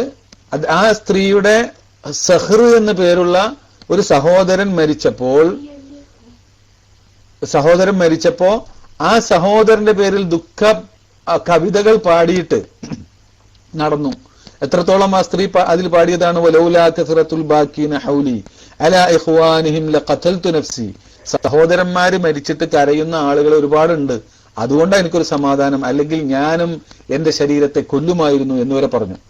ആ നിലക്ക് ആദ്യമായി ഈ മറാഫി എന്ന് പറയുന്ന ഈ എന്താ പറയാ മരിച്ചാൽ ദുഃഖം രേഖപ്പെടുത്തിയും കൊണ്ട് രചിക്കുന്ന കവിതകളുണ്ടല്ലോ, അനുശോചന കാവ്യം, അത് ആദ്യമായി അങ്ങനത്തെ ഒരു ഗ്രന്ഥം ഉണ്ടായത് ഈ ഹൻസയുടെ ഗ്രന്ഥമാണെന്നാണ്. ആദ്യമായി അങ്ങനത്തെ ഒരു മറാസികളുടെ കൂട്ടത്തിൽ ആദ്യമായി ഒരു ഗ്രന്ഥം ഉണ്ടായത് ഈ അനുശോചന കാവ്യം മാത്രം രചിച്ചുകൊണ്ട് അങ്ങനെ ഒരു പുസ്തകം തന്നെ ഉണ്ടായി. അത്രയും അധികം പാട്ടുകൾ പാടി നടന്നു. എന്നാൽ ഇതേ സ്ത്രീ റസൂലുള്ളാഹി സ്വല്ലല്ലാഹി അലൈഹി വസല്ലം തങ്ങൾ വന്നു, വിശുദ്ധ ഖുർആൻ പഠിച്ചു, മുസ്ലിമായി ഒരു ഇസ്ലാമിക ജീവിതത്തിലേക്ക് കടന്നു. അങ്ങനെ ഖാദിസിയ യുദ്ധത്തിൽ ആ സ്ത്രീയുടെ 4 മക്കള് ആ യുദ്ധത്തിൽ പങ്കെടുത്തിട്ടുണ്ട്. 4 മക്കൾ ആ യുദ്ധത്തിൽ പങ്കെടുത്തു. ഈ 4 ആളുകളും വിളിച്ചിട്ട് യുദ്ധത്തിന്റെ തലേന്ന് വിളിച്ച് ഉപദേശിച്ചു. ഉമ്മ, മക്കളെ, നാളെ യുദ്ധം തുടങ്ങുമ്പോ നാളെ ആരെങ്കിലും പോട്ടെ എന്ന് കരുതി നിങ്ങൾ കാത്തു നിൽക്കരുത്, നിങ്ങൾ തന്നെ ആയിരിക്കണം ആദ്യം ചാടി വീഴുന്നത്. അള്ളാഹുവിന്റെ ദീനിന് വേണ്ടി യുദ്ധം ചെയ്ത് മരിക്കുന്നവർക്ക് അള്ളാഹു നിശ്ചയിച്ചിട്ടുള്ള അനുഗ്രഹങ്ങളെ സംബന്ധിച്ചൊക്കെ നിങ്ങൾക്കറിയാലോ എന്നൊക്കെ പറഞ്ഞ് നീണ്ട ഒരു പ്രസംഗം നടത്തി. ആ പ്രസംഗം നടത്തി പിറ്റേന്ന് യുദ്ധം തുടങ്ങി. ഈ 4 ആളും അന്ന് ഷഹീദായി. 4 ആൺകുട്ടികൾ ആണ് ആ സ്ത്രീക്കുള്ളത്. 4 ആളും ഷഹീദായി. ആ 4 ആളും ഷഹീദായ വിവരം ഈ സ്ത്രീയോട്, ആ മഹദിയോട് വന്ന് പറഞ്ഞപ്പോൾ ആ മഹദി പറഞ്ഞത് എന്താണെന്നറിയോ? അൽഹംദുലില്ലാഹില്ലദീ ശറഫനി ബിഖത്ലിഹിം വഅർജൂ മിൻ റബ്ബി അൻ യജ്മഅനി ബിഹിം ഫീ മുസ്തഖറി റഹ്മതി. അൽഹംദുലില്ലാഹില്ലദീ ശറഫനി ബിഖത്ലിഹിം. അവര് എന്റെ 4 മക്കള് ഷഹീദായല്ലോ, 4 ശുഹദാക്കളുടെ രക്തസാക്ഷികളുടെ ഉമ്മയാവാൻ ഭാഗ്യമുണ്ടായല്ലോ, അതൊരു മഹാഭാഗ്യം. അങ്ങനെ എന്നെ ബഹുമാനിച്ച അള്ളാഹുവിന് സർവസ്തുതിയും. അവരുടെ കൂടെ എനിക്കും സ്വർഗം തരുമെന്ന് ഞാൻ പ്രതീക്ഷിക്കുന്നു എന്നാണ് പറഞ്ഞത്. ഇങ്ങനെ എന്തൊരു പ്രശ്നം വന്നാലും ശരി, അൽഹംദുലില്ലയിൽ ഒതുങ്ങിയ ജീവിതം. നബി സല്ലല്ലാഹു അലൈഹി വസല്ലമ തങ്ങൾക്ക് സന്തോഷമുള്ള എന്തെങ്കിലും സംഭവിച്ചാൽ നബി ഇങ്ങനെ പറയുമായിരുന്നു, അൽഹംദുലില്ലാഹില്ലദീ ബിനിഅമതിഹി തതിമ്മുസ് സ്വാലിഹാത്ത്. സന്തോഷമുള്ളത് കണ്ടാൽ അൽഹംദുലില്ലാഹില്ലദീ ബിനിഅമതിഹി തതിമ്മുസ് സ്വാലിഹാത്ത്. സർവസ്തുതിയും അള്ളാഹുവിനാണ്. എങ്ങനത്തെ അള്ളാഹുവാണ്? അവന്റെ അനുഗ്രഹം കൊണ്ട് നന്മകളൊക്കെ ഇവിടെ പൂവണിയുന്നത്. വൈദാ റഅ മാ യക്റഹു. ബുദ്ധിമുട്ടുള്ള വല്ലതും കണ്ടാൽ, എന്തെങ്കിലും അനുഭവിച്ചാൽ, അപ്പോൾ നബി സല്ലല്ലാഹു അലൈഹി വസല്ലമ തങ്ങൾ പറയും എന്തെന്ന്? അൽഹംദുലില്ലാഹി അലാ കുല്ലി ഹാൽ. എല്ലാ സമയത്തും അള്ളാഹുവിനാണ് സർവസ്തുതിയും എന്ന് പറയും എന്നാണ്. അപ്പോ എങ്ങനെ വന്നാലും നമ്മൾ പറഞ്ഞു വരുന്നത്, ഏത് സമയത്തും അള്ളാഹുവിനെ സ്തുതിക്കുന്ന, സന്തോഷം രേഖപ്പെടുത്തുന്ന ഒരു അവസ്ഥ മാത്രമേ യഥാർത്ഥത്തിൽ മുഅ്മിനിന് ഉണ്ടാവുകയുള്ളൂ. ആ നിലക്കുള്ള ഒരു ജീവിതം അവൻ നയിക്കും. നമ്മൾ ബിസ്മിയെ സംബന്ധിച്ച് പറഞ്ഞതുപോലെ തന്നെ, ബിസ്മിയെ സംബന്ധിച്ച് പറഞ്ഞല്ലോ, തുടക്കം മുതൽ ഒടുക്കം വരെ അവന്റെ കയ്യിൽ എന്തുണ്ട്? ബിസ്മിയുണ്ട് എന്നതുപോലെ അതേ അനുഭവം ഇവിടെയും. അവസാനം മരിച്ച് അങ്ങോട്ട് പോയി സ്വർഗത്തിലെത്തി. അൽഹംദുലില്ലാഹില്ലദീ സ്വദഖനാ വഅദഹു വഔറസനൽ അർള നതബവ്വഉ മിനൽ ജന്നതി ഹൈസു നശാ فنعم أجر العاملين إن الذين آمنوا وعملوا الصالحات يهديهم ربهم بإيمانهم تجري من تحتهم الأنهار في جنات النعيم دعواهم فيها سبحانك اللهم وتحيتهم فيها سلام وآخر دعواهم أن الحمد لله رب العالمين. ഈ അൽഹംദുലില്ലയിലൂടെ തുടങ്ങിയ ജീവിതം പിന്നെ അവസാനിക്കുന്നത് അൽഹംദുലില്ലാ തന്നെ. സ്വർഗത്തിൽ ചെന്നിട്ട് അവിടെ ചെന്നിട്ട് അൽഹംദുലില്ലാഹില്ലദീ സ്വദഖനാ വഅദഹു. സുബ്ഹാനല്ലാഹ്. ഒക്കെ പരസ്പരം പൂരകങ്ങളാണ് സഹോദരന്മാരെ. അൽഹംദുലില്ലാഹില്ലദീ സദഖനാ വഅദ. ഈ അൽഹംദുലില്ലാ പറഞ്ഞ ആൾക്ക് അതിന് കഴിയണം. അള്ളാഹു നമുക്ക് തൗഫീഖ് ചെയ്യുമാറാവട്ടെ. ആ ഭൂമിയിൽ, സ്വർഗഭൂമിയിൽ ചെന്നിറങ്ങിയും കൊണ്ട് അൽഹംദുലില്ലാഹില്ലദീ സദഖനാ വഅദ, നമുക്ക് ചെയ്ത കരാറുകളൊക്കെ അള്ളാഹു സത്യമായി പുലർത്തി തന്നു. വഔറസനൽ അർള, ഈ ഭൂമിയെ, ഈ സ്വർഗഭൂമിയെ നമുക്ക് അനന്തരമായി തന്നു. അനന്തരമായി കിട്ടുന്നത് പോലെ കിട്ടുന്നത്. അവിടെ ചെന്ന് നോക്കുമ്പോഴേ അത് അറിയുള്ളൂ, നമ്മുടെ അമല് കൊണ്ടൊന്നും ഇതൊന്നും കിട്ടാൻ നമ്മൾ യോഗ്യരല്ല. വാപ്പ മരിച്ചപ്പോ വാപ്പാടെ സ്വത്ത് ഒരു ബുദ്ധിമുട്ടും അറിയാതെ അങ്ങോട്ട് കിട്ടുമല്ലോ, അതല്ലേ ഇറുസ്. ഇങ്ങനെ ഇറുസ് കിട്ടുന്നത് പോലെ സ്വർഗം കിട്ടുന്നത്. നതബവ്വഉ മിനൽ ജന്നത്തി ഹൈസു നശാ, ഇവിടെ എവിടെ വേണമെങ്കിലും ഓടി നടന്ന് സുഭിക്ഷമായി സുഖിക്കാമല്ലോ എന്ന് പറഞ്ഞ് ഫനിഅമ അജ്റുൽ ആമിലീൻ എന്ന് പറഞ്ഞ് ഹംദ് രേഖപ്പെടുത്തും എന്നാണ്. അങ്ങനെയാണ് പിന്നെ അവരുടെ ജീവിതം അവിടുന്ന് അങ്ങോട്ട് ഹംദിൽ തന്നെ. അപ്പോ ഇതാണ് ഇതിലേക്കൊക്കെ സൂചിപ്പിക്കുന്ന ഒരു പദമാണ്. ഒരു മനുഷ്യൻ ഈ ജീവിതത്തിലേക്ക്, ഖുർആനികമായ ജീവിതത്തിലേക്ക് ഒരാളിങ്ങോട്ട് കടന്നാൽ അവന് പ്രയാസങ്ങൾ ഉണ്ടാവില്ല എന്നല്ല അതിന്റെ അർത്ഥം. പ്രയാസങ്ങൾ അവന് പ്രയാസമായി അനുഭവപ്പെടുകയില്ല. ആ പ്രയാസങ്ങളിലുള്ള നന്മയെ ചിന്തിച്ചുകൊണ്ട്, അതുകൊണ്ടുണ്ടായ ഗുണത്തെ ചിന്തിച്ചുകൊണ്ട് അവൻ അതിൽ സന്തോഷം രേഖപ്പെടുത്തുകയും ഒരിക്കലും തന്നെ പൊറുതികേടില്ലാത്ത അള്ളാഹുവിന്റെ ഖളായിലും അള്ളാഹുവിന്റെ നിയമങ്ങളിലും തീരുമാനങ്ങളിലും സന്തോഷം രേഖപ്പെടുത്തുന്ന ജീവിതം മാത്രമായിരിക്കും അവനുണ്ടാവുക എന്നതിലേക്ക് ഈ ആയത്ത് സൂചിപ്പിക്കുകയാണ്. അൽഹംദുലില്ലാഹി റബ്ബിൽ ആലമീൻ എന്ന ആയത്ത് സൂചിപ്പിക്കുകയാണ്. ഇതാണ് നമുക്ക് അതിൽ ആദ്യമായി മൊത്തത്തിലൊന്ന് മനസ്സിലാക്കാനുള്ളത്. ഇനി നമുക്ക് മനസ്സിലാക്കാനുള്ളത് അൽഹംദുലില്ലാഹി എന്ന് പറഞ്ഞാൽ അതിന്റെ അർത്ഥം എന്താണ്? അൽഹംദുലില്ലാ എന്ന് പറഞ്ഞാൽ അതിന്റെ അർത്ഥം സർവസ്തുതിയും അള്ളാഹുവിനാണ്. സർവസ്തുതിയും അള്ളാഹുവിനാണ് എന്ന് പറഞ്ഞാൽ എന്താണ് സ്തുതി? സ്തുതി എന്ന് പറഞ്ഞാൽ അതിന്റെ അർത്ഥം അൽ വസ്ഫു ബിൽ ജമീലി അൽ വസ്ഫു ബിൽ ലിസാനി അലൽ ജമീലിൽ ഇഖ്തിയാരി നിഅമതൻ ഔ ഗൈറ എന്നാണ്. ഒരു ഇഖ്തിയാരിയായ എന്ന് പറഞ്ഞാൽ നിർബന്ധമായി പ്രകൃത്യാ ഉണ്ടാവുന്നതല്ലാത്ത, മറ്റൊരാൾ നിർബന്ധിച്ചു തരുന്നതല്ലാത്ത, ഇഷ്ടാനുസരണം ഉണ്ടാകുന്ന ഒരു വിഷയത്തിന്റെ മേൽ, ഒരു നല്ല ഗുണത്തിന്റെ മേല് ഒരാളെ വാഴ്ത്തി പറയുക, ഇതിനാണ് ഹംദ് എന്ന് പറയുക. അയാളിലുള്ള ഒരു നല്ല വിശേഷണം, അത് അയാള് വിചാരിച്ചിട്ട് അയാളുടെ ഇഖ്തിയാർ കൊണ്ടുണ്ടായതാവണം. എന്ന് വെച്ചാൽ അള്ളാഹു അവന് പ്രകൃതിയാ നൽകിയത്, അവന് അതിൽ യാതൊരു പങ്കുമില്ല. അങ്ങനത്തതായാൽ പറ്റില്ല. സാധാരണ സൃഷ്ടികളിലേക്ക് ചേർത്ത് നോക്കുമ്പോൾ അങ്ങനെയാണ്. എന്ന് വെച്ചാൽ നമ്മൾ പറയാ ഒരാളെ അദ്ദേഹത്തിന്റെ സൗന്ദര്യം, നല്ല സൗന്ദര്യവാനാണ്, ഇതിന് ഹംദ് എന്ന് പറയില്ല, ഇതിന് മദ്ഹ് എന്നേ പറയുള്ളൂ. കാരണം സൗന്ദര്യം ഉണ്ടായത് അത് അവന്റെ കഴിവ് കൊണ്ടല്ല, അവന്റെ ഇൽമിന്റെ പേരിൽ അവനെ വാഴ്ത്തിയാൽ അത് ഹംദാണ്. അത് അവന് അധ്വാനിച്ചുണ്ടാക്കിയതാണ് ഇൽമ്. അവന് ഒരു ജാഹിലായിട്ടും ജീവിക്കാൻ പറ്റുമായിരുന്നു. അപ്പോൾ ഇങ്ങനെയുള്ള ഇഖ്തിയാരിയായ നല്ല വിശേഷണങ്ങളുടെ മേല് വാഴ്ത്തി പറയലാവണം. അതിനാണ് ഹംദ് എന്ന് പറയാം. അപ്പൊ ഒരാൾ നമുക്കൊരു ചായ മേടിച്ചു തന്നു, നിഅമത്തൻ ഔ ഗൈറഹ എന്ന് പറഞ്ഞാൽ ആ നല്ല വിശേഷണം നമുക്ക് കിട്ടിയവൻ അനുഗ്രഹമാവട്ടെ, നമുക്ക് കിട്ടാത്ത അവനിൽ മാത്രം ഒതുങ്ങി നിൽക്കുന്നതാവട്ടെ. ഒരാൾ ഒരു പണ്ഡിതനാണ് എന്നതിന്റെ പേരിൽ അയാളെ വാഴ്ത്തി പറഞ്ഞാൽ അത് ഹംദാണ്. അയാൾ പഠിപ്പിച്ചെടുന്ന ആളാണെന്ന് പറഞ്ഞാലും ഹംദാണ്. ആദ്യത്തത് നിഅമത്തല്ല. നിഅമത്തല്ല പറഞ്ഞാൽ ഏതർത്ഥത്തിൽ? നമ്മിലേക്ക് വിട്ടുകടന്ന നിഅമത്തല്ല എന്നർത്ഥം. നമുക്കതുകൊണ്ട് ഉപകാരം പ്രത്യേകിച്ചൊന്നും ഉണ്ടായിട്ടില്ല. അയാൾ നല്ലൊരു പണ്ഡിതനാണ്, അത്രേ ഉണ്ടായിട്ടുള്ളൂ. നേരെ മറിച്ച് അയാൾ നമുക്ക് പഠിപ്പിച്ചു തന്നു, അപ്പൊ നമ്മളിലേക്ക് വിട്ടുകടന്ന നിഅമത്തായി. അതാണ് നിഅമത്തൻ ഔ ഗൈറഹ എന്ന് പറഞ്ഞതുകൊണ്ട് ഉദ്ദേശിക്കുന്നത്. സാധാരണ പറയുന്നത് ഇതിന്റെ താരീഫുകളിൽ ഇത് കാണാം, അതുകൊണ്ട് ഉദ്ദേശിച്ചത് അതാ. അപ്പൊ രണ്ടായാലും കുഴപ്പമില്ല. ഇതിന്റെ പേരിലൊക്കെ ഹംദ് ചെയ്താൽ ആ ഹംദിന് എന്തെന്ന് പറയും? വിശേഷിപ്പിച്ചാൽ, വാഴ്ത്തി പറഞ്ഞാൽ അതിന്റെ പേരാണ് ഹംദ്. നിഅമത്തിന്റെ മുഖാബിലയിലാവുമ്പോൾ, നമുക്കൊരു അനുഗ്രഹം കിട്ടിയിട്ട് അതിന് പകരമാകുമ്പോൾ അത് ശുക്റും കൂടിയായി. ശുക്രാവാൻ പക്ഷെ എന്താവണമെന്നില്ല, നാവുകൊണ്ട് തന്നെ ആവണമെന്നില്ല. അത് വാക്കുകൊണ്ട് ആവാം, പ്രവൃത്തി കൊണ്ടാവാം, മനസ്സുകൊണ്ടും ആവാം. ഒരാള് നമുക്ക് ഒരു അനുഗ്രഹം ചെയ്തു തന്നു, മനസ്സിൽ അൽഹംദുലില്ലാ അയാൾ നല്ലൊരു കാര്യമാണ് എനിക്ക് ചെയ്തു തന്നത് എന്ന് വിചാരിക്കുന്നത് പോലും അതിനുള്ള ശുക്രാണ്. പിന്നെ അത് വാഴ്ത്തി പറഞ്ഞു, അതും ശുക്രാണ്. ഹംദിന്റെ പുറമെ അത് ശുക്രും കൂടിയായി. അതിന്റെ പുറമെ അയാൾ ചായ മേടിച്ചെന്നപ്പോ അതിന് പകരം അങ്ങോട്ട് ഒരു ചായ മേടിച്ചു കൊടുത്തു, അല്ലെങ്കിൽ ചായയും കടിയും മേടിച്ചു കൊടുത്തു, അതും ശുക്രാണ്. അതൊക്കെ ശുക്ർ തന്നെ. അതേ സമയത്ത് ഹംദ് എന്ന് പറയണമെങ്കിൽ അതിങ്ങനെ പറയലാവണം. അൽ വസ്ഫു ബിൽ ലിസാൻ എന്നാണ്. അപ്പോ ഇതാണ് ഹംദ്.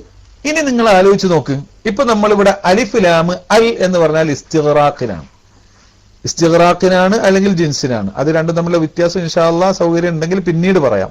ഇപ്പൊ നമ്മൾ മൊത്തത്തിൽ മനസ്സിലാക്കുക. ഉദ്ദേശം ഒന്ന് തന്നെ. അൽ ഹംദ് എന്ന് പറയുമ്പോൾ സർവസ്തുതിയും, സർവം, എല്ലാം, കുല്ലുൽ ഹംദി എന്നാണ് അർത്ഥം. ജമീഉൽ ഹംദി എന്നാണ് അർത്ഥം. എല്ലാ സ്തുതിയും ലില്ലാഹി, അള്ളാഹുവിന് മാത്രം മിൽക്കാണ് അല്ലെങ്കിൽ അർഹതപ്പെട്ടതാകുന്നു. ലി എന്ന ലാമിന്റെ അർത്ഥം ഒന്നുകിൽ മിൽക്കിന് അല്ലെങ്കിൽ ഇഖ്തിസാസിന്.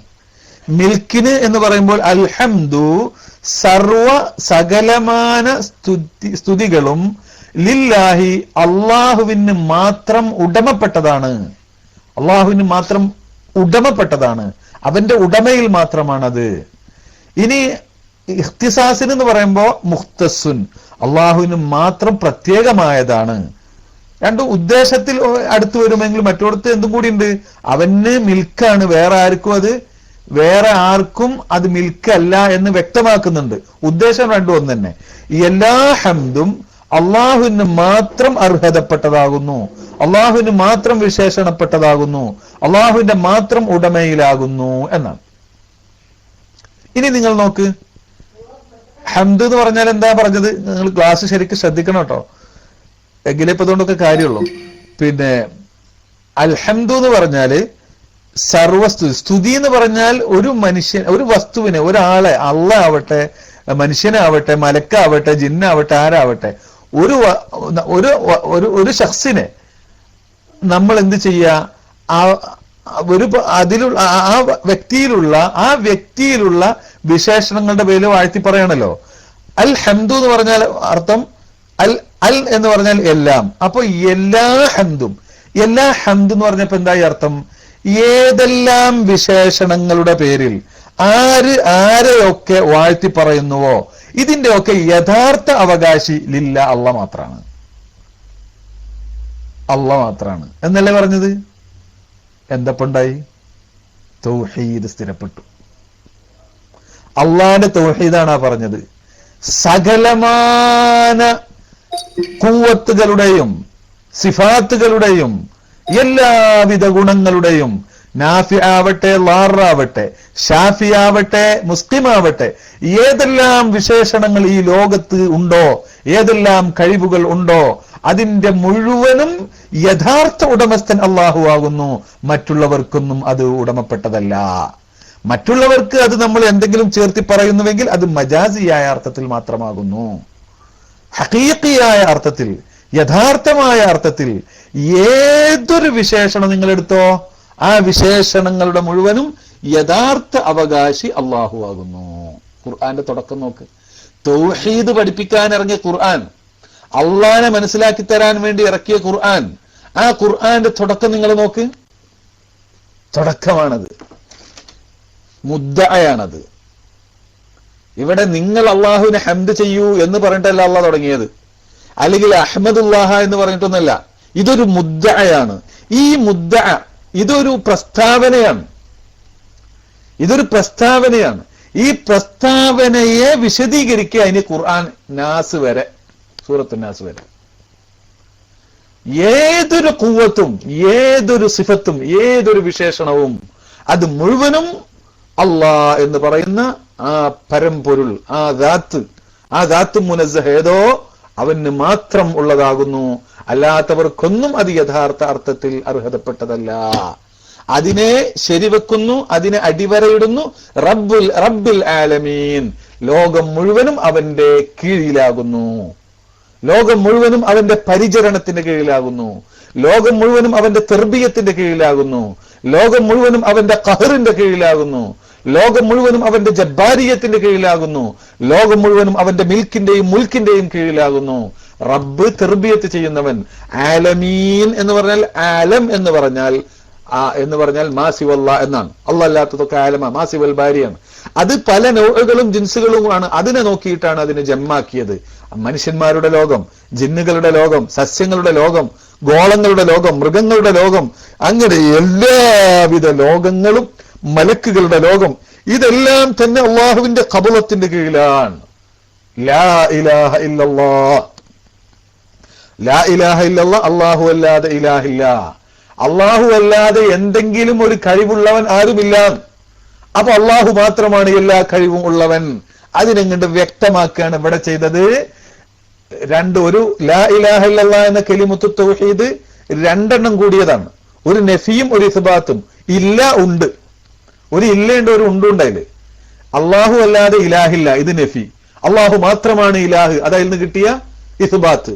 ഇതാ ആദ്യം ഇസ്ബാത്ത് വരുന്നു. അൽഹംദുലില്ലാഹ്, അൽഹംദുലില്ലാഹ്, സർവ ഖുവ്വത്തിന്റെയും സകലമാന കഴിവുകളുടെയും ഉടമസ്ഥൻ അള്ളാഹു മാത്രമാകുന്നു. റബ്ബുൽ ആലമീൻ, അള്ളാഹു അല്ലാത്തതൊന്നും തന്നെ ഒരു കഴിവും ഇല്ലാത്തതാകുന്നു അള്ളാഹു കൊടുക്കാതെ.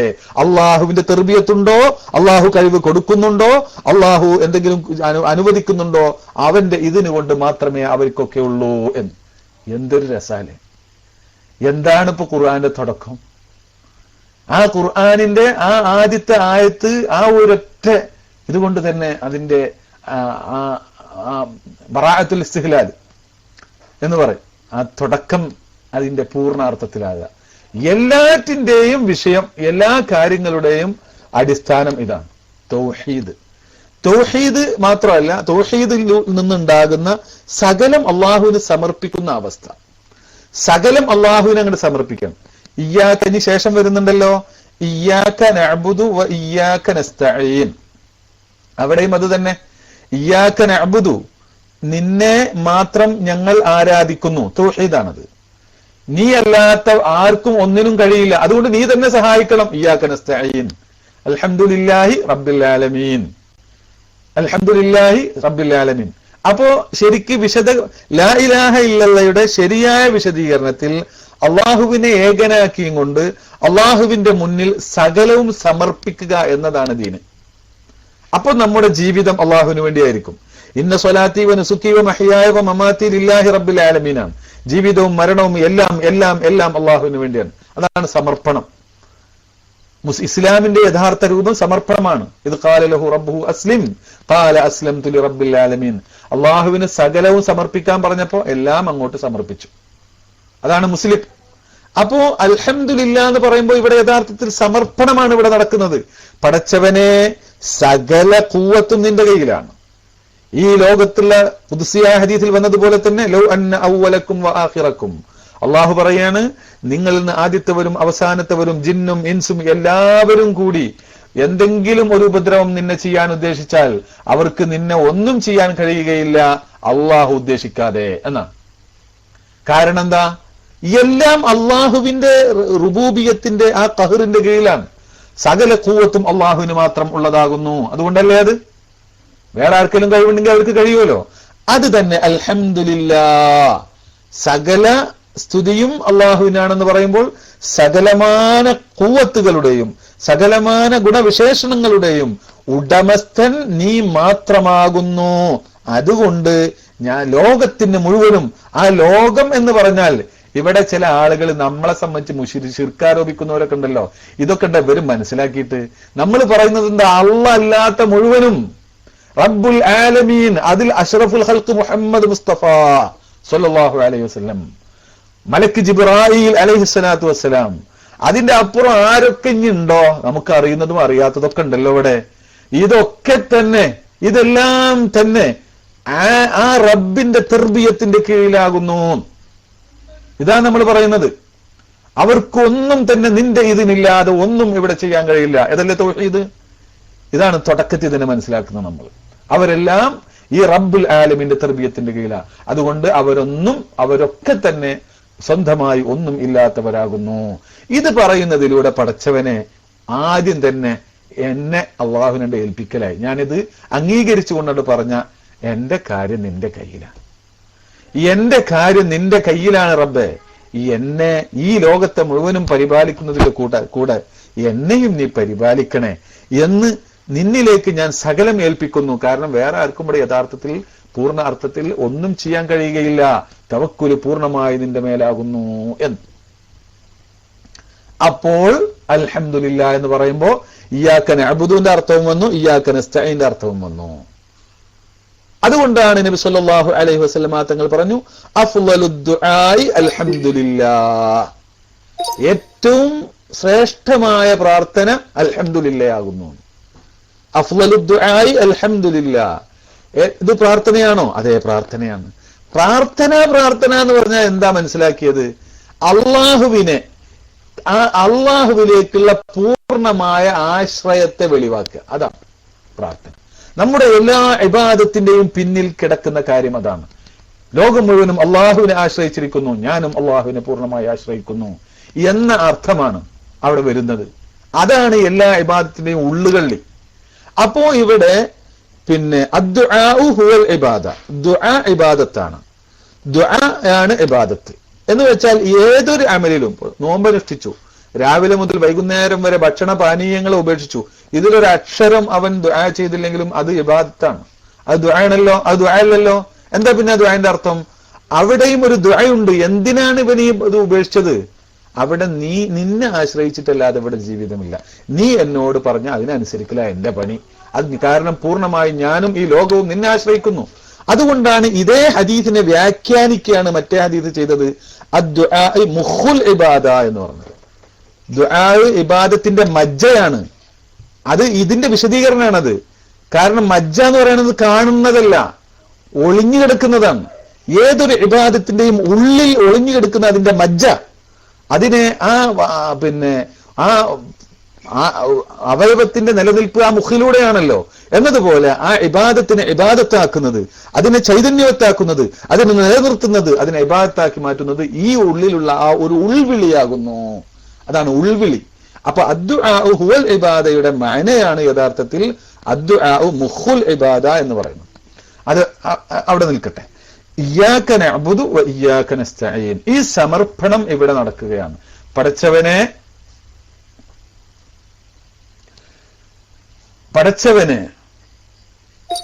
ഞാൻ മുഴുവനും കഴിവ് നിനക്കാണ്. ലോകത്തിന് മുഴുവനും എല്ലാവർക്കും കൂടിയാലും ഒരു കഴിവുമില്ല നീ കൊടുക്കുന്ന കഴിവല്ലാതെ. അതുകൊണ്ട് ഞാൻ ഇതാ എല്ലാം നിന്നെ മുന്നിൽ സമർപ്പിക്കുന്നു എന്ന് ആദ്യം തന്നെ ഒരു മുഅ്മിനായ മനുഷ്യൻ ഈ അൽഹംദുലില്ലാഹി പറയുന്നതിലൂടെ അള്ളാഹുവിന്റെ മുന്നിൽ സകലവും സമർപ്പിച്ചുകൊണ്ടാണ് ഇത് തുടങ്ങുന്നത്. നിങ്ങൾ ആലോചിച്ചു നോക്ക്, സൂറത്തുൽ ഫാത്തിഹ ഓതാതെ നമസ്കാരം സഹിയാവുകയില്ല. നമസ്കാരം ഈ സൂറത്തുൽ ഫാത്തിഹ ഓതുന്നതിന്റെ മുമ്പ് ഈ സമർപ്പണത്തിന്റെ വിശദമായ രൂപം ഒന്ന് ഓർത്തിരിക്കണം. ഇന്ന സ്വലാത്തി വജ്ജഹ്തു വജ്ഹിയ ലില്ലദി ഫത്തറസ് സമാവാതി വൽ അർള ഹനീഫ മുസ്ലിമൻ വമാ അന മിനൽ മുശ്രിക്കീൻ ഇന്ന സ്വലാത്തി വനുസുകി വമഹ്യായ വമമാതി ലില്ലാഹി റബ്ബിൽ ആലമീൻ. ആ സമർപ്പണം ഒന്ന് ഓർത്തിട്ടാണ് പിന്നെ പറയുന്നത് ബിസ്മില്ലാഹിർ റഹ്മാനിർ റഹീം അൽഹംദുലില്ലാഹി റബ്ബിൽ ആലമീൻ. അപ്പൊ ഇങ്ങനെയൊക്കെ നോക്കിയാൽ ഈ സൂചനകളിലൂടെ നമ്മൾ ഒന്ന് ഓടിച്ചു പോവുകയാണെങ്കിൽ അൽഹംദുലില്ലാ വലിയ അത്ഭുതങ്ങൾ നമുക്ക് മനസ്സിലാക്കാൻ കഴിയും വിശുദ്ധ ഖുർആനിൽ നിന്ന്. അള്ളാഹു നമുക്ക് കൂടുതൽ മനസ്സിലാക്കാൻ അവസരം നൽകുമാറാവട്ടെ. പ്രിയമുള്ള സഹോദരന്മാരെ, ഇനി ഒന്ന് രണ്ട് കാര്യങ്ങൾ കൂടെ പറഞ്ഞ് നമുക്ക് അവസാനിപ്പിക്കാം. അൽഹംദുലില്ലാഹി, ഇപ്പൊ ഞാനിപ്പോ ഈ പറഞ്ഞ കാര്യങ്ങൾ മനസ്സിലായിട്ടുണ്ടാകും എന്ന് മനസ്സിലാക്കുന്നു. ഇനി നമുക്ക് പ്രധാനമായി ചിന്തിക്കേണ്ടത് അൽഹംദുലില്ലാഹി സർവസ്തുതിയും അള്ളാഹുവിനാകുന്നു. ഞാൻ പറഞ്ഞു തൗഹീദിനെയും ഇസ്തിആനത്ത് അഥവാ തവക്കുല്, തൗഹീദ് തവക്കുല്, ഇയ്യാക നഅ്ബുദു തൗഹീദ്, ഇയ്യാക നസ്തഈൻ തവക്കുല്, അല്ലെങ്കിൽ മറ്റൊരർത്ഥത്തിൽ പറഞ്ഞാൽ ലാ ഇലാഹ ഇല്ലല്ലാഹയുടെ രണ്ട് വശം. ഇതെല്ലാം ഈ അൽഹംദുലില്ലാ എന്നതിൽ ഉണ്ട്. അൽഹംദുലില്ലാ എന്നതിൽ തഫ്സീലൻ ഉണ്ട്.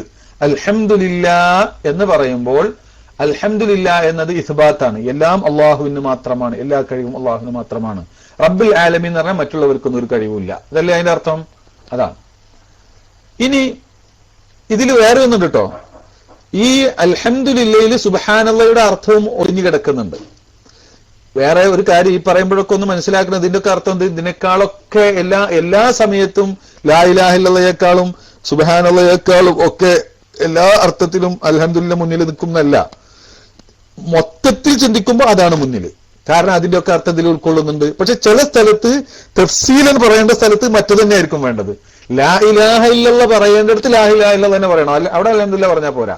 കാരണം അവിടെ അതുകൊണ്ട് ചില പ്രത്യേക കാര്യങ്ങൾ ഉദ്ദേശിക്കുന്നുണ്ട്. ആ തഫ്സീലൻ പറയേണ്ടടുത്ത് അങ്ങനെ പറയണം. ഏതായാലും ശരി, അൽഹംദുലില്ലാ എന്ന് പറഞ്ഞ പൂർണ്ണതയുടെ സകല ഗുണങ്ങളും ഒരുമിച്ച് കൂടിയവനാണെന്ന് പറയുമ്പോൾ ന്യൂനത ഒന്നും ഇല്ല എന്നല്ലേ അതിന്റെ അർത്ഥം. അപ്പൊ സുബ്ഹാനല്ലാഹ്ന്റെ അർത്ഥം അതിൽ ഉൾക്കൊണ്ടു, അതിൽ വന്നു ചേർന്നു എന്ന് മാത്രം. പിന്നെ ഇതിൽ നൽകുന്ന മറ്റൊരു സൂചന, അള്ളാഹുവിന്റെ തൗഹീദിനെ ഇവിടെ സ്ഥിരപ്പെടുത്താൻ വേണ്ടി പരിശുദ്ധ ഖുർആൻ സ്വീകരിച്ച വഴി, അതിന് സ്വീകരിച്ച ശൈലി എന്താണ്? ഈ ലോകത്തെ, ഈ പ്രപഞ്ചത്തെയാണ് അതിന്റെ ദൃഷ്ടാന്തമാക്കുന്നത്. ഈ പ്രപഞ്ചത്തെയാണ്, അള്ളാഹു അല്ലാത്ത മറ്റ് വസ്തുക്കളെയാണ് അള്ളാഹു അതിന് ദൃഷ്ടാന്തമാക്കിയിട്ടുള്ളത്. അള്ളാഹുവിന്റെ തൗഹീദിനെ വിശദീകരിക്കുന്നിടത്തൊക്കെ അത് നമുക്ക് കാണാം. തെളിവുകൾ എന്താ? തെളിവുകൾ അള്ളാഹുവിന്റെ റസൂല് തെളിവാണ്, ഈ പ്രപഞ്ചം ആസകലം തെളിവാണ്. അഫലാ യൻദുറൂന ഇലൽ ഇബിലി അവലം യൻദുറൂ ഇലാ മലകൂതി സമാവാതി വൽ അർളി അഫലം യൻദുറൂ ഇല സമായി ഫൗഖഹും കൈഫ ബനൈനാഹാ വസയ്യനാഹാ. ആകാശഭൂമിയെ കാണുന്നില്ലേ? പർവ്വതങ്ങളെ കാണുന്നില്ലേ? മൃഗങ്ങളെ കാണുന്നില്ലേ? നിങ്ങളുടെ ശരീരത്തെ കാണുന്നില്ലേ? വിശുദ്ധ ഖുർആനിലുള്ള കാര്യങ്ങൾ അവർ ചിന്തിക്കുന്നില്ലേ? റസൂലുള്ളാഹിനെ സംബന്ധിച്ച് ചിന്തിക്കുന്നില്ലേ? ഇങ്ങനെയൊക്കെ ഇതൊക്കെ ദൃഷ്ടാന്തങ്ങളാണ്.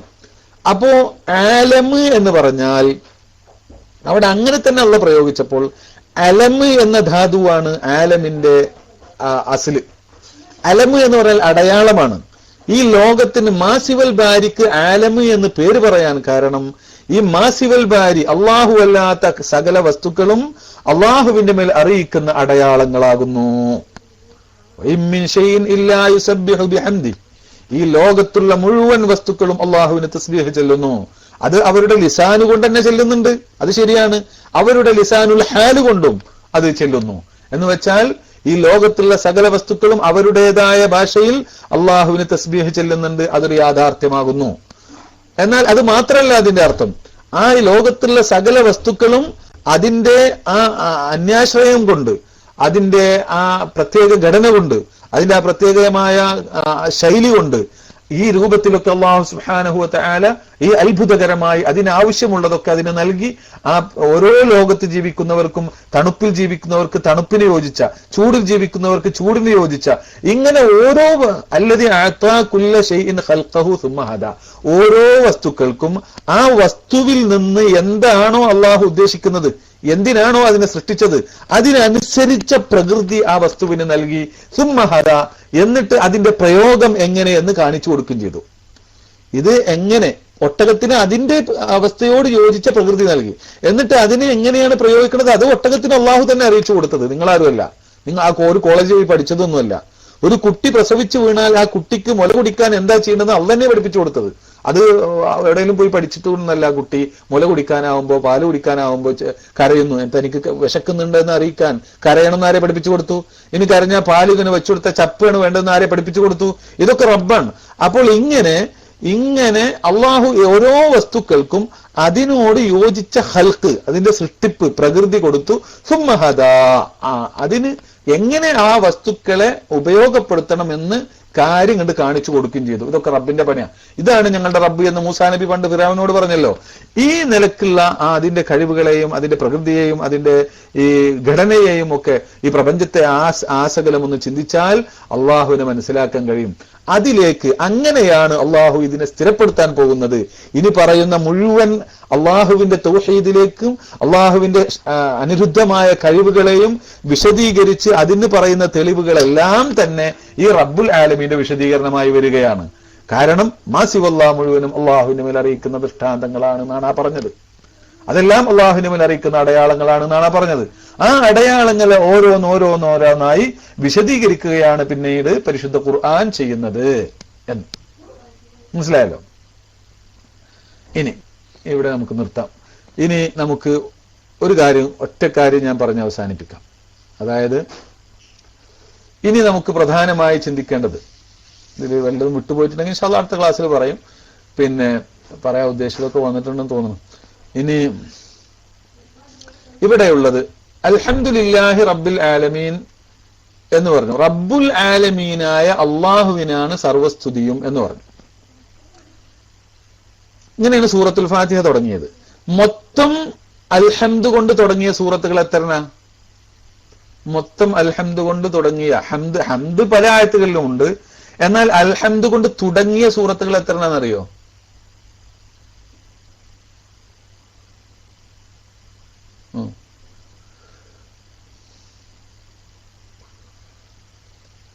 റബ്ബ് എന്ന പദം, റബ്ബ് എന്ന് പറഞ്ഞാൽ തെർബിയത്ത് എന്നതിൽ നിന്ന് വന്നതാണ്. തെർബിയത്ത് എന്ന് പറഞ്ഞാൽ ഒരു വസ്തുവിനെ തെർബിയത്ത് ചെയ്യുക എന്ന് പറഞ്ഞാൽ ഘട്ടം ഘട്ടമായി അതിനെ അതിന്റെ പൂർണ്ണതയിലേക്ക് കൊണ്ടുവരിക എന്നാണ് അർത്ഥം.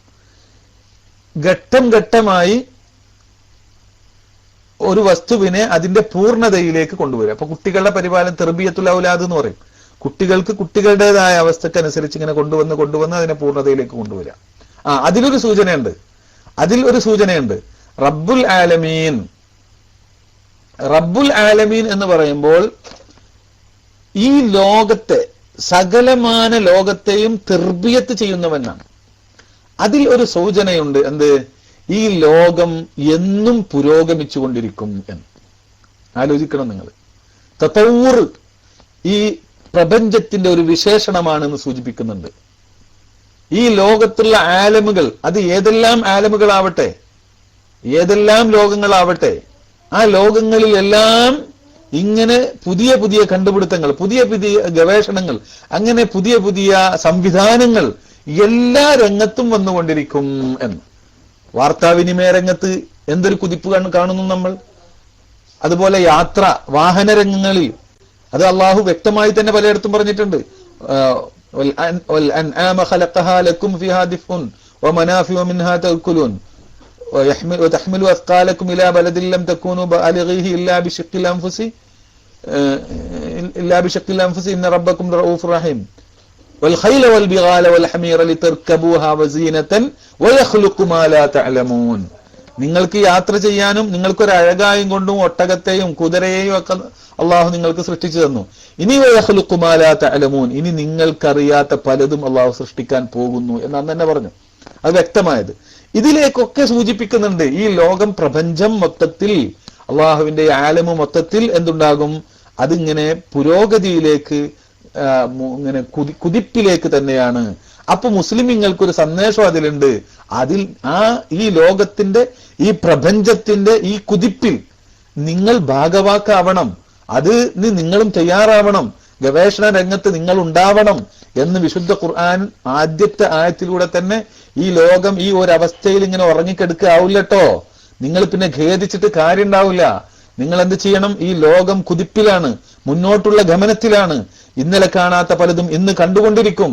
അതിനനുസരിച്ചായിരിക്കണം നിങ്ങളുടെ ജീവിതത്തെ ചിട്ടപ്പെടുത്തേണ്ടത് എന്നും അള്ളാഹു തആല എന്നും അള്ളാഹു സുബ്ഹാനഹു വ തആല ആ ഒരു ആദ്യത്തെ ആയത്തിലൂടെ സൂചിപ്പിക്കണം.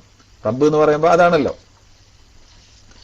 അങ്ങനെ പിന്നെ 4 സൂറത്തുകളിലാണ് അള്ളാഹു സുബ്ഹാനഹു വ തആല പിന്നെ ഈ ഹംദ് കൊണ്ട് തുടങ്ങിയിട്ടുള്ളത്. അൽ അൻആം, ഒന്ന് അൻആം സൂറത്താണ്.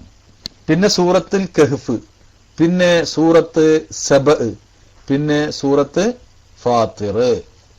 വഹുവല്ലാഹു അല്ലദീ ലാ ഇലാഹ ഇല്ലാ ഹുവ ലഹുൽ ഹംദു ഫിൽ ഊലാ വൽ ആഖിറ വലഹുൽ ഹുക്മു വഇലൈഹി തുർജഊൻ എന്ന് പറഞ്ഞിട്ടുണ്ട്. അൽ അൻആം അൽഹംദുലില്ലാഹി അല്ലദീ ഖലഖസ് സമാവാതി വൽ അർള വജഅല അൽ-ളുലുമാതി വൻ-നൂർ സുമ്മ അല്ലദീന കഫറൂ ബിറബ്ബിഹിം യഅദിലൂൻ എന്ന സൂറത്തുൽ അൻആം. രണ്ടാമത്തേത് അൽഹംദുലില്ലാഹി അല്ലദീ അൻസല അലാ അബ്ദിഹിൽ കിതാബ വലം യജ്അൽ ലഹു ഇവജ സൂറത്തുൽ കഹ്ഫ്. പിന്നെ മൂന്നാമത്തെ സൂറത്തു സബഅ അൽഹംദുലില്ലാഹി അല്ലദീ ലഹു മാ ഫിസ് സമാവാതി വമാ ഫിൽ അർളി വലഹുൽ ഹംദു ഫിൽ ആഖിറതി വഹുവൽ ഹകീമുൽ ഖബീർ എന്ന് മൂന്നാമത്തേത്. അത് സൂറത്തു സബഅ.